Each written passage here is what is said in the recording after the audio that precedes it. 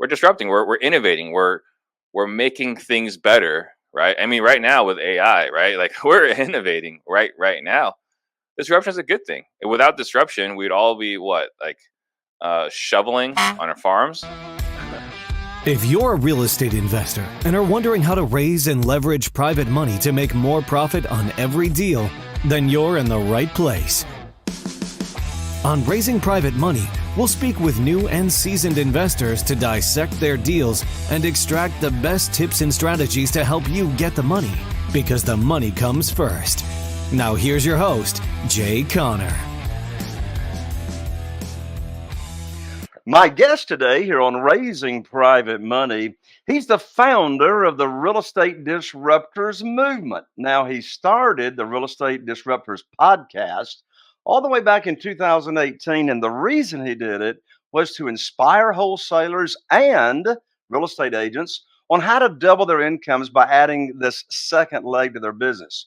Now, the podcast has now grown to well over $100,000 downloads a month, with new members of the community sharing their success stories every week. In fact, I was so blessed to be a guest on Steve's podcast as well. Now, in addition to all that, he has created what's called the OfferFast Homes app. We'll definitely want to talk about that. Now, the purpose of this app is to help wholesalers jumpstart their career faster by putting all the buyers in one place. Now, the hope is to minimize the challenge of building a buyer list when getting started in wholesaling. Now, OfferFast has now emerged with InvestorLift to create actually a nationwide network. Now, my guest legacy will be to create 100 millionaires. One of his favorite quotes is from my hero, Zig Ziglar. You know what Zig Ziglar was known for saying? You can have everything in life you want if you will just help enough other people get what they want.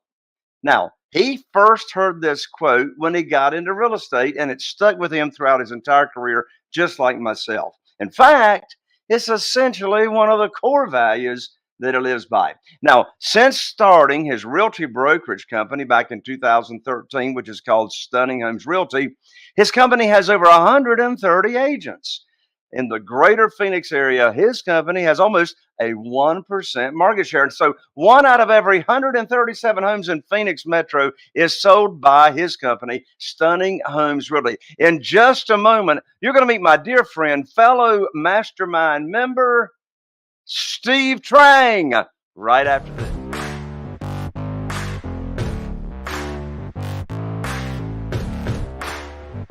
Welcome to Raising Private Money, Steve. Thank you. Thank you for having me. I love any opportunity I get to hang out with my good friend, Jay Conner. Same here, Steve. Same here, Steve. Now, you got a lot going on, and you're the creator and visionary of some amazing companies. I mean, first of all, your podcast, Real Estate Disruptors, like I was talking about in the intro. Then you've got your realty company, and then you've got, you got this amazing app for wholesalers. I want to start, first of all, with Real Estate Disruptors. So you have an amazing podcast. I was blessed to be a guest on there as well, talking about private money in the past. Where did you come up with the name? Why Real Estate Disruptors? What's the disrupting part of real estate that you talk about? And what was the motivation or the inspiration for this podcast? Man, if I tell you how the name came about, it might kind of like a magician's trick. It might ruin it. It might ruin the magic. For me, I was looking at a handful of names, but the names I was looking for, this was the only one that was available as a URL, realestatedisruptors.com. So I went with a few different names, high leverage impact, this and that. And this was around a time where like, hey, this company is disrupting the real estate market. This company is disrupting the real estate market. It's like, well, this seems to be a trending news headline. So let's just go ahead with real estate disruptor. So, but the unsexy answer is buying a URL. That was the URL that was available. So I had a few different options. That was the only one that had an available URL. As to why, it was actually a lot of it is due to my grandmother, who actually had a really horrific relationship. It was just not a good relationship, right? But I remember at her 100th birthday, She was 100, 100. Good 100th. night. Yeah. Yeah. So she was surrounded by all her kids, grandkids, great grandkids. And I looked, and this is a woman who was a single mother when my dad was 8. Mm, And she was able to take all of her kids from Vietnam to the US, have all their grandkids either graduate college, in college, or on their way to going college. So you talk about, impact and legacy. She's done that. And so I saw that, and I saw that picture when we were at her memorial, right? So I actually left. I had a friend have an extra ticket to a Dean Graziosi event, The Edge. mm, And he's like, "Hey, you want to go?" I was like, "Yeah, of course I want to go." And then my grandmother passes, and I show up. I go from the funeral to this event, right? mhm. And at this event, they're talking about, you got this guy on stage, Brandon Burchard, talking about everyone wants to hear your story, right? So you either need to have a blog, a book, or a podcast. Now I have a book. It sucked. I had a blog, did nothing. So I was like, well, let's just do the podcast thing, right? So I made a commitment that Saturday to launch a podcast, and 9 days later, I had a podcast. So that's the inspiration for the podcast. I hear you. Well, some of our best inspirations come from our coaches, come from our mentors. And, I just cannot imagine being in real estate without a coach, without a mentor, Hmm. except I actually can, Steve. My first 6 years that I was in this business, no mentor, no coach. And oh my word, I was a mess. I mean, Oh I yeah. hate to think about the hundreds of thousands of dollars that I lost Hmm. because I just didn't have anybody holding my hand. So that I mean, what a cool name, real estate disruptors. Is disruption a good thing? I think disruption is a great thing, right? What was it? It's the what is the term? It's in capitalism, right? Where like it's something constructive destruction. I think is what it is, right? So constructive destruction or whatever. We're disrupting. We're innovating. We're making things better, right? I mean, right now with AI, right? Like we're innovating right now. Disruption is a good thing. Without disruption, we'd all be what, like shoveling on our farms. Hmm. What would we be doing right now if there was no evolution? Like, we would have fire because that's natural, but beyond that, like we disrupted when we put a shiny rock or a sharp rock on a piece of wood, right? That was disrupting something. So Hmm. there's just constant innovation, and for me, being a person with a little bit of shiny object, a lot of shiny object syndrome, I'm attracted to disruption. I'm attracted to the new advantage, this next slight edge that we can take advantage of. It's funny you just mentioned AI, artificial intelligence. Um, you know, I've heard of AI, artificial intelligence, a little bit here and there, but Hmm. my lands, it wasn't until the first quarter of 2023 that it's like that's the buzz. That's the It buzz. is. And Hmm. and I tell you, Carol Joy and I probably 3, 4 months ago, we were up in the mountains. Our favorite place to get away on the planet, Asheville, North Carolina, at the Grove Park Inn. Oh my word. Talk about spoiling yourself and pampering. Anyway, we love to go there. We love to get pampered. Well, we were having breakfast up in the concierge private room for breakfast. We and enjoying the view, having coffee. And I had just signed up for Chat GPT. Didn't know what I was doing.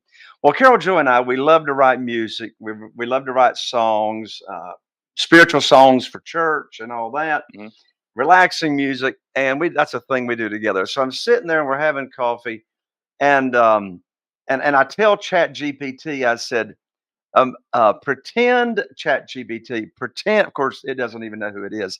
I said, pretend you are a world class lyricist. Write me a funny song about drinking coffee in the mountains. And I hit, the prompt, and like, it just spits it out in a matter of seconds. We're Hmm. laughing our heads off. Speaking of AI, Steve, what's your crystal ball tell you? what's going on right now with AI as to how it is now able to help real Mhm. estate investors with in finding deals, negotiating deals, buying houses, any other type of real estate. So that's part one of the question. What's going on right now as to how Yeah, it can help? I would say right now, not a lot. I mean, there's some automations, there's some bots and this and that. Like right now, I would say there's not that much.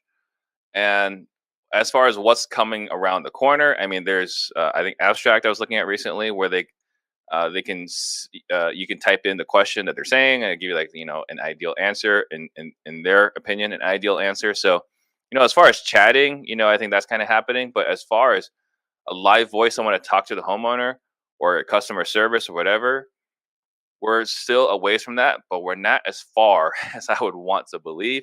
It would not surprise me if in around 3 to 6 months that you could have an automated voice that could do intake calls, right? Not necessarily run a sales appointment, but do an intake call. So I think it's right around the corner. But here's the thing: there are so many people I believe that are distracted with AI.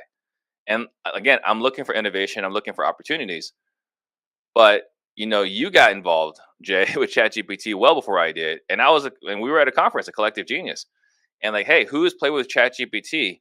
And I was one of the handful that has not played with it, and there were a couple people like, I'm shocked, Steve, that you have not played with it. And here's my opinion, and I'm not saying this is this is gospel, right? This is just my opinion.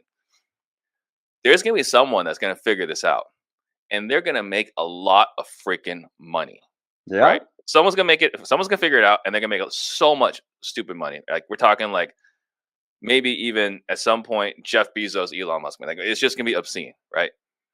But I've opted out of that opportunity.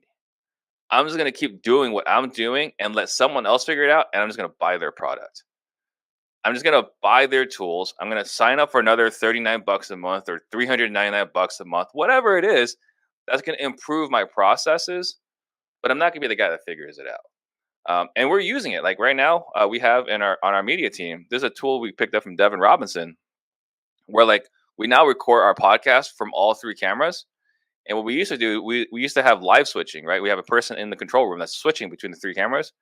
Now we just take all three feeds, upload it to AI, and then they automatically chop it based on who's talking. So based off the mic, you'll switch the camera. So we're using the tool, and that's $30 a month. Like I said, we're just going to pay all these monthly subscription services for the AI tools that will make us more productive. But I'm not going to be the one who figures it out. That is a rabbit hole that I will have to say no to everything else I think in my life if I really want to take advantage of this rabbit hole. Yeah, well, I'm just like you, Steve. I don't want to go do all that. I mean, I just want to plug and play.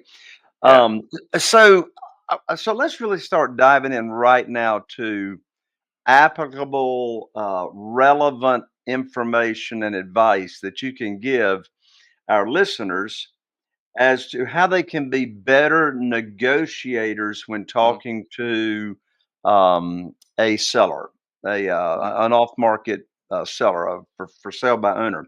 So you have a coaching company Hmm. that works with you and your team. You work with real estate investors, helping them be better negotiators, close more deals, etc. Unfortunately, I believe there's a lot of real estate investors out there that don't see the need in that. They don't see where they actually need the coaching. Hmm. And why don't you just go ahead and share a story, put you on the Sure. spot here.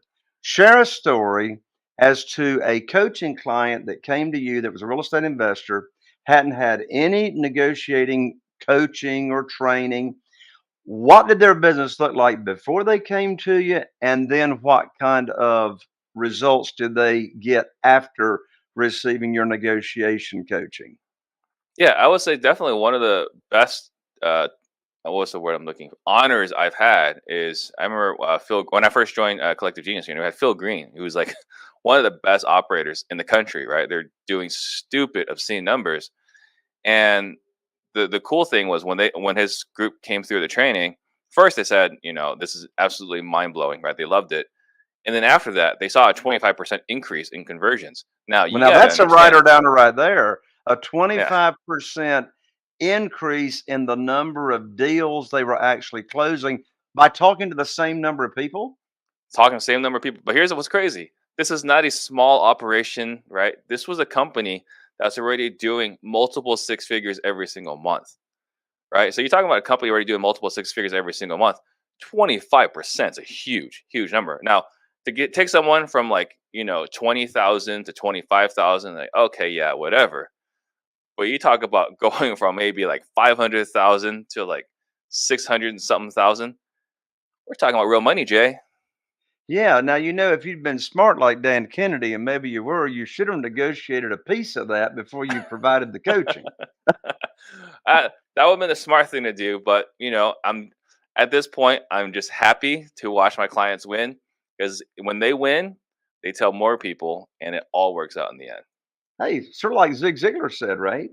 Just like Zig Ziglar.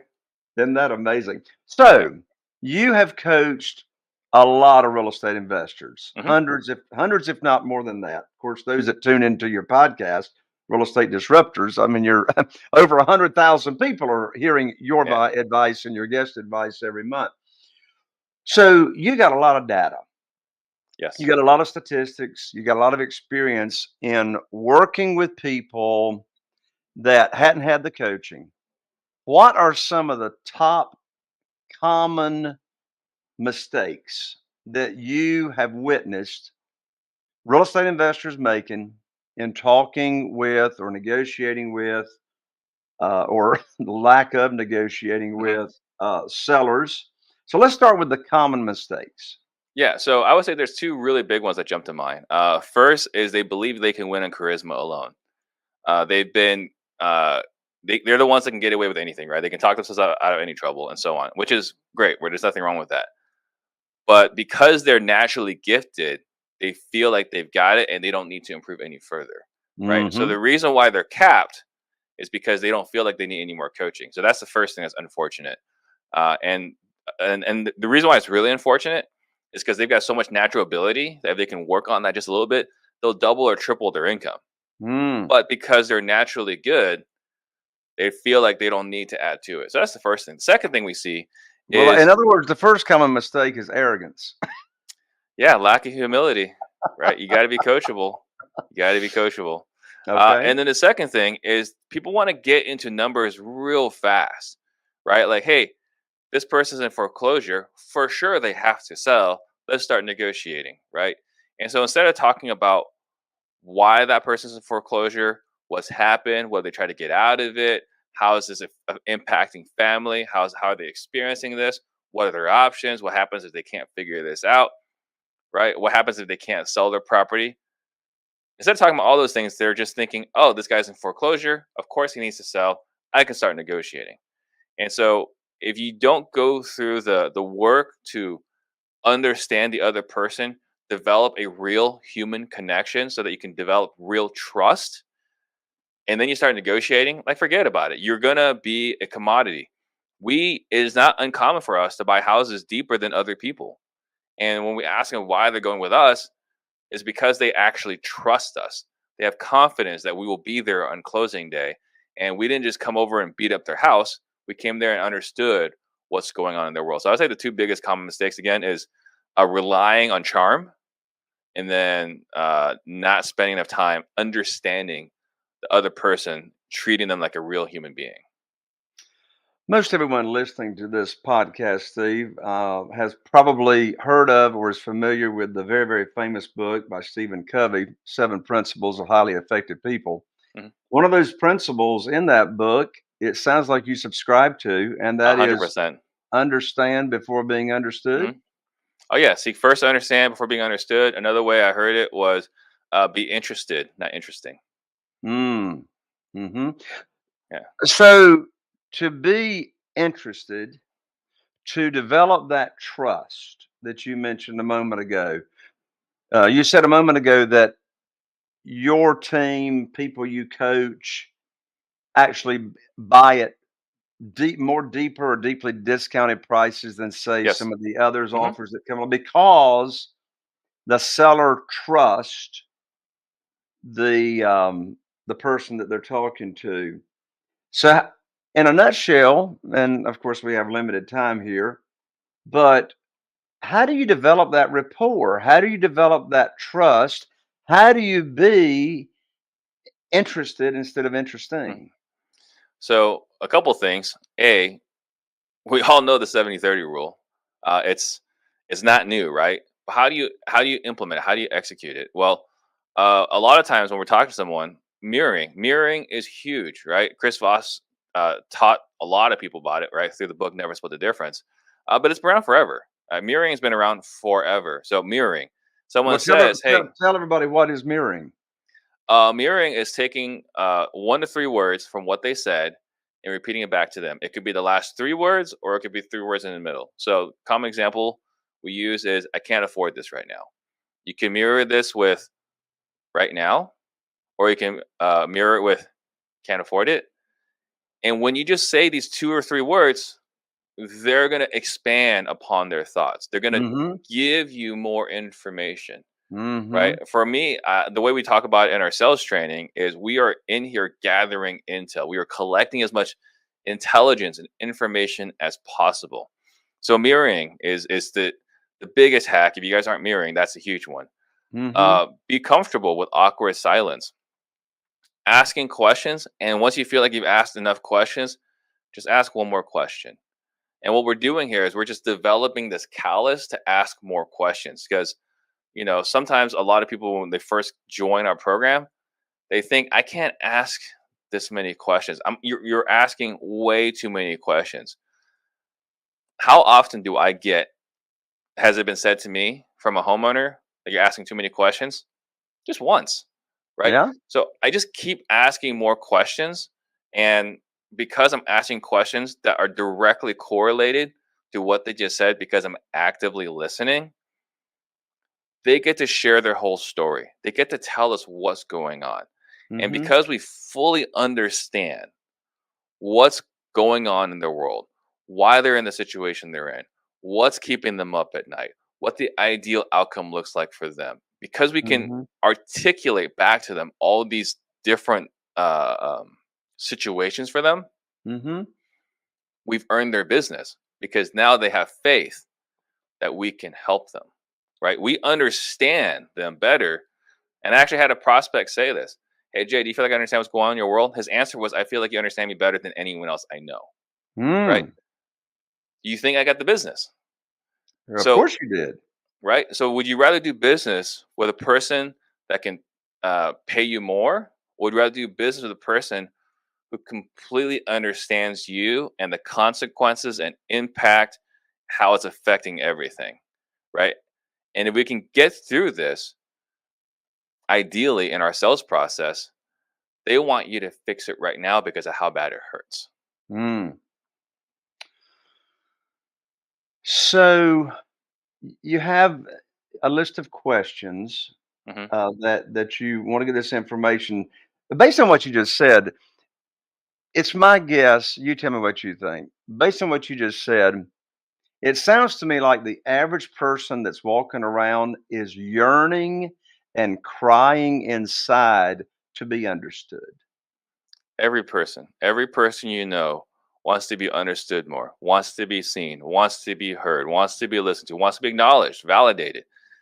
We just have to remember that, right? We're so caught up in our own world. And look, I'm not perfect, right? Outside of business, I'm a pretty terrible person, like, reaching out and like touching and connecting with somebody, right? But in a situation where I'm trying to earn your business, I will sit there and I'll be patient and I'll be empathetic. And again, I genuinely care and genuinely want to help, right? So I convey that through my body language, my tonality, my questions, my mirroring, and this and that. That's how we win the amount of business that we win. You just said a really, really important word, Steve. The important word you just said was genuinely. Hmm. You genuinely, sincerely want to help. Yes, So it sounds to me like the foundation of being better at this in talking with other people is starts with your heart. it does. It absolutely starts with your heart. How? I mean, if you're there just to crush people, they can sense it. right? Mm-hmm. But if you're there to help them and you can clearly identify a solution that wins for them and wins for you, what's the problem? Right? It just makes sense to do this. So long as they feel like they're winning, they're good. Is there an art or a skill to not coming across like a interviewer or an interrogation? Yeah, I think it's probably the tone. Mm-hmm. I think the pace you speak. I naturally am a fast speaker, as you can tell. Naturally speaking fast. But when I'm speaking with a prospect or a client, I'm not speaking quickly. I'm speaking at their rate of speech and then intentionally at times going slower. Mm. Right? I might say something like, "Hey Jay, this sounds like it's really important to you." Right? Mm. So I just slowed it down. There were some pauses. I might repeat a few words and then at the very end a downward inflection. And when I speak in this way, it conveys empathy. It conveys I care, Mm. right? It's not sarcasm, right? Like one thing we've seen is like, Jay, it sounds to me like you're just trying to get the most amount of money and you don't even really care about moving closer to your grandkids, right? That can come across a little combative. Hey, Jay, I know you're trying to get as much as possible. I mean, it seems like you're really trying to get as close to fair market value as possible. Earlier in our conversation, you were talking about how it's really important that you're able to be there when your grandkids are born. So help me understand, was it more important to get the extra 20, $30,000, or is it more important to be there with your grandkids? Mm. It's the same message. It's the same word track, but one is like, "Hey, help me understand. I don't you're giving me two different messages. It's important to be there with your grandkids, but you also important to get the most amount of money." The other one is like come across as a complete jerk. All right, Jay, you obviously care more about money than you do about your grandkids. Well, that's coming across like a jerk. I love the phrase that you just said, Steve. Help me understand. Now, when you say to someone, help me understand, you're speaking their language because they want to be understood. Exactly. Exactly. That is powerful. Now, as you know, Steve, I'm the private money guy. Mhm. I love private money. I coach people on how to get private money. I use private money all the time. Well, I got 47 private lenders. From your sales training, from your experience of, you know, getting people to understand, for you to understand where they're coming from, et cetera. So I'm hitting you from the side here, hitting you Mhm. from the side. What principles do you practice and coach and teach that would lend themselves to talking with a new potential private lender and having them decide to come on and fund your deals? Sure. I would say the first thing is again seeking first to understand. Hey Jay, I appreciate you taking the time to sit down with me. You're interested in investing in real estate. Before we even get into any of just the real estate part, help me understand what is important to you. Mm. What are your objectives? How will you know you're on track on your goals? Hmm. What are you looking for in a partner to work with on a transaction? Um, what are some situations you've worked with someone in the past and you were happy with that relationship? What are some relationships Mm. you had in the past and it did not go very well? Mm. Right. So now I'm understanding what you want. Oh, I haven't asked. Why are you lending? What's important to you about lending? Hmm. If this goes well, what are the benefits? Right? Why are you doing this? So Hmm. now I understand what your objectives are. I understand why it's important. I know how to work with you because you told me what's worked well, what experiences you've liked, and what experiences you didn't like. Right. But I'm asking these questions because it's important to you and you feel Hmm. validated. But it's important to me because I'm a business person. I need to make sure Jay's happy. He feels like Steve's doing a good job.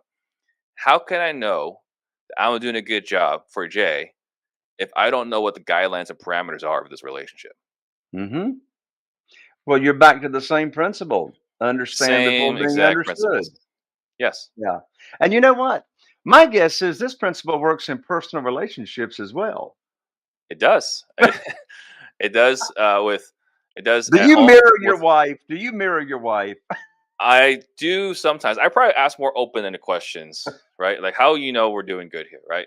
Um, what are you looking to do, right? With this vacation or this whatever, right? So I definitely am doing all these things at home with the wife, But with you're the kids. genuine. But you're I'm genuine. genuine. I'm genuine, but I'm genuine because I am looking out for my own hide. Because my goal at home with the wife is to not get in the doghouse. That's the goal at home. That's the objective. Primary objective for Steve. Don't get in the doghouse. Isn't But there it some works. culture that says happy wife, happy life? It's something like that. There's something I've heard that somewhere, right? But I do it at home with the wife, with the kids, but I also do it in the office, right? Yeah. When you're leading an organization, guess who Hmm. also wants to be seen and understood and appreciated? The People in the team. office, The right? team. Right? Vendors, you're right. So any human interaction, this is all true. So we always treat people well. I mean, another thing too. Well, way before I got into the sales side, was I would say to this as I was coaching, realtors in my brokerage, it's like, hey, play nicely out there, right? Play Um, nice. play nice, right? Because this is such a small world, and you don't know when you say the wrong thing to the wrong person, and you get a black mark, right, in your career, right? It's you know people who you would never want to do business with privately. It's not Mm, public. It's not posted on Facebook, mm. right? But there are people that it's like, hey Jay, should I do business with a person? You say, no, don't do it, right? So play nicely to each other and treat others respectfully. And I know that sounds really like kumbaya and this and that, but again, we're all business owners, and part of being business is doing business. You know, what you just said reminds me of JCPenney. Mhm. Now, for those of you that are listening to this podcast right now, if you don't know who JCPenney is or was, you're just too young. But JCPenney, department store guru from decades and decades ago, he was being interviewed. And at the time, J.C. Penney company, they were known for having the best customer service. They were known for having the nicest employees that were out there greeting the people in with the public coming into their department stores. And Mr. J.C. Penney, he was asked the question. He says, "How in the world do you have such nice employees working for your company?" He says, "Well, it's real simple. We don't hire people and train them to be nice. We just hire nice people." Exactly. It's a lot easier that way. So much Oh, easier. It's a hack. I love it. Steve Mylands, what a blessing to have you here on Raising Private Money podcast. Share with everybody, how do they get plugged into real estate disruptors and follow you on your podcast? And how do they learn about your coaching and training on closing more deals?